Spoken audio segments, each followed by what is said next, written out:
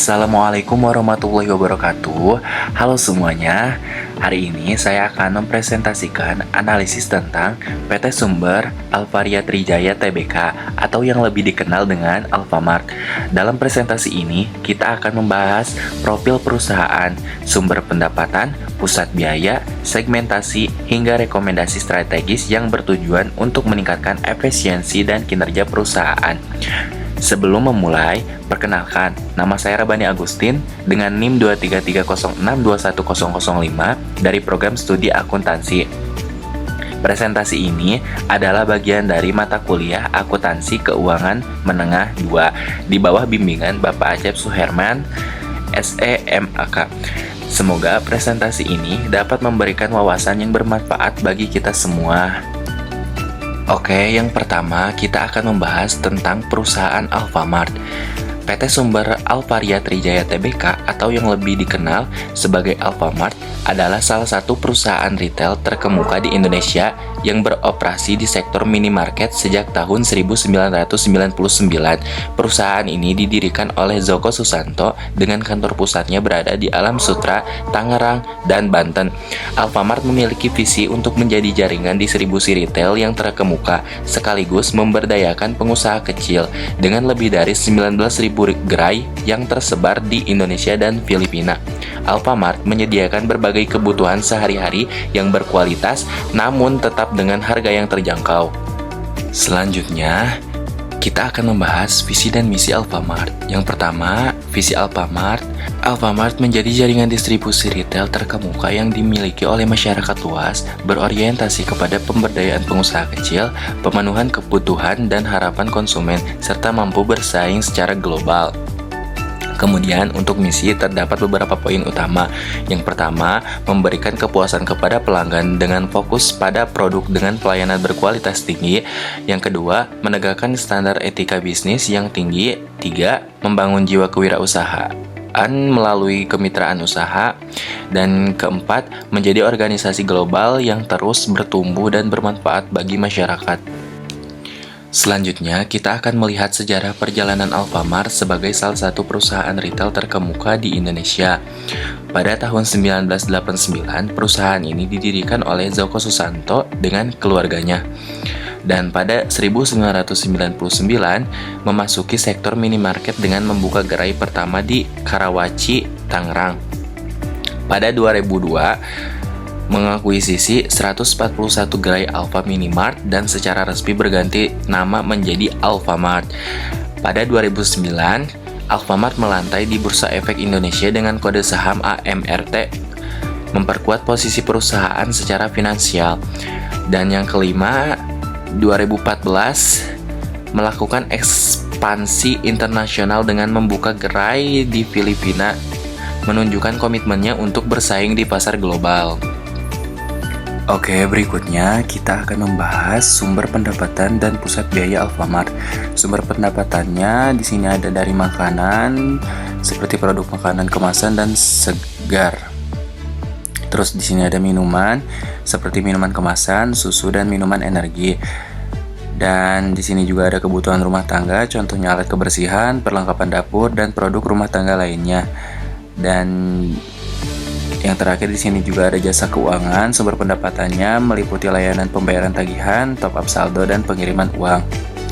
Terus untuk pusat biayanya, di sini ada beban pokok penjualan atau BPP, yaitu biaya pembelian barang dari pemasok. Yang kedua beban operasional, gaji karyawan, sewa toko, biaya utilitas seperti listrik, air dan internet, terus biaya pemasaran dan administrasi lainnya.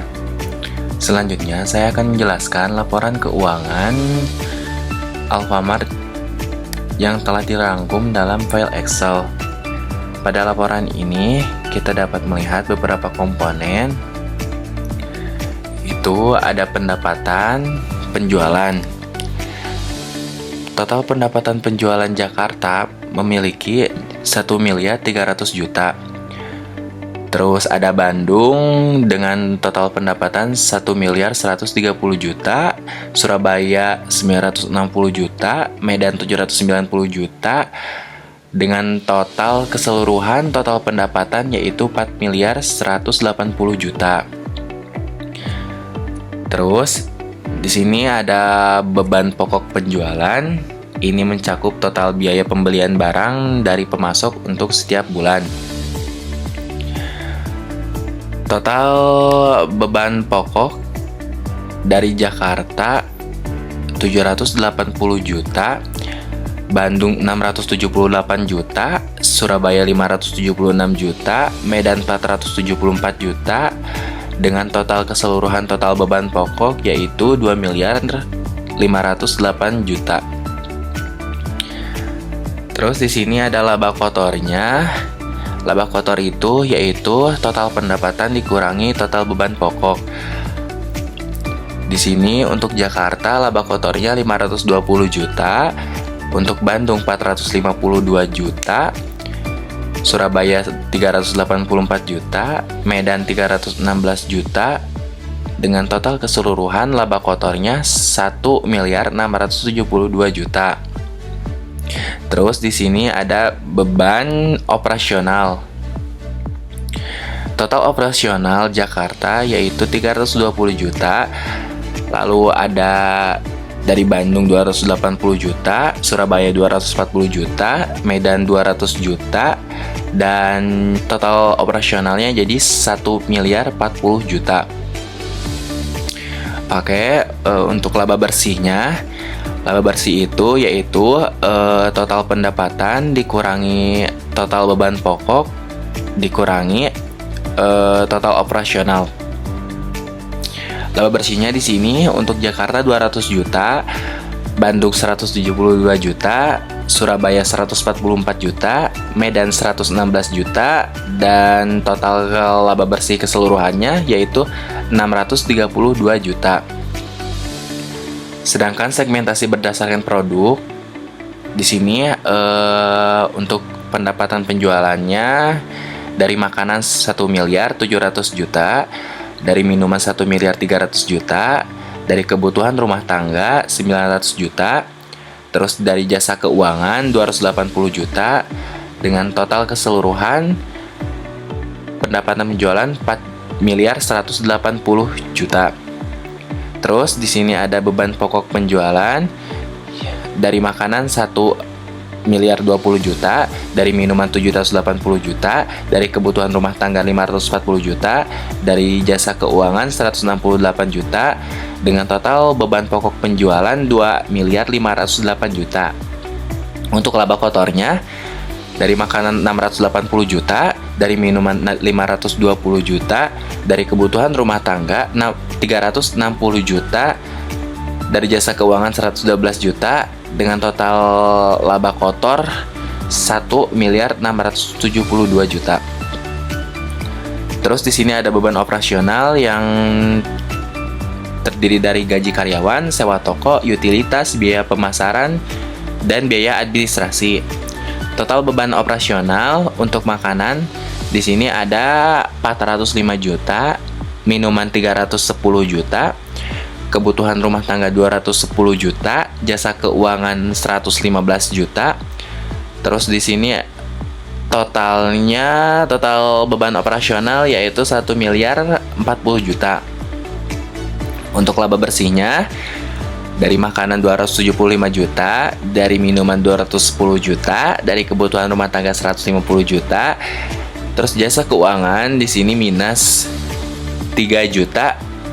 Total laba bersih yang didapat yaitu 632 juta. Lanjut di sini ada laporan interim bulan Januari sampai Maret. Laporan laba rugi interim bulan Januari dengan pendapatan 1 miliar 300 juta, beban pokok 780 juta, beban operasional 320 juta. Laba bersih 200 juta. Pada bulan Februari, pendapatan 1 miliar 130 juta, beban pokok penjualan 678 juta, beban operasional 280 juta. Laba bersih 172 juta. Untuk Maret di sini pendapatan 960 juta, beban pokok penjualan 576 juta, beban operasional 240 juta, dan laba bersih 144 juta. Pada bulan April, pendapatannya 790 juta, beban pokok penjualannya 474 juta, beban operasional 200 juta, laba bersihnya 116 juta. Untuk laporan dari bulan Januari hingga April, yaitu total pendapatannya dari Januari sampai April itu total pendapatannya 4 miliar 180 juta, beban pokok penjualannya dari Januari sampai April 2 miliar 508 juta, laba kotornya 1 miliar 672 juta, beban operasionalnya 1 miliar 40 juta, dan laba bersih totalnya 632 juta. Penjelasannya, pendapatan dihitung berdasarkan total bulanan dari semua segmen. Terus beban pokok penjualan merupakan jumlah total dari semua segmen untuk setiap bulan. Beban operasional merupakan jumlah total biaya operasional yang mencakup gaji sewa, utilitas, pemasaran, dan administrasi. Dan laba bersih diperoleh dengan mengurangi pendapatan dengan beban pokok penjualan dan beban operasional. Terus di sini ada analisis dan rekomendasi. Analisis geografis, Jakarta memiliki pendapatan tertinggi yaitu 1,3 miliar dengan laba bersih terbesar. Medan menunjukkan laba bersih paling rendah. Perlu strategi pemasaran untuk meningkatkan kontribusi wilayah ini. Yang kedua ada analisis produk. Makanan merupakan produk dengan kontribusi pendapatan tertinggi 1,7 miliar. Jasa keuangan mengalami kerugian minus 3 juta, memerlukan evaluasi proses operasional. Terus yang ketiga, efisiensi operasional. Gaji karyawan menyumbang beban terbesar 510 juta, terutama di area dengan laba rendah seperti Medan. Terus rekomendasinya di sini yang pertama, tingkatkan strategi pemasaran di wilayah Medan untuk meningkatkan pendapatan. Kedua, evaluasi operasional jasa keuangan untuk meningkatkan efisiensi. Yang ketiga, optimalkan biaya gaji dengan analisis beban kerja di area tertentu. Yang keempat, lakukan analisis bulanan untuk memantau tren pendapatan dan biaya serta menyesuaikan strategi. Yang kelima, gunakan rasio keuangan untuk mempermudah pemantauan kinerja di setiap segmen.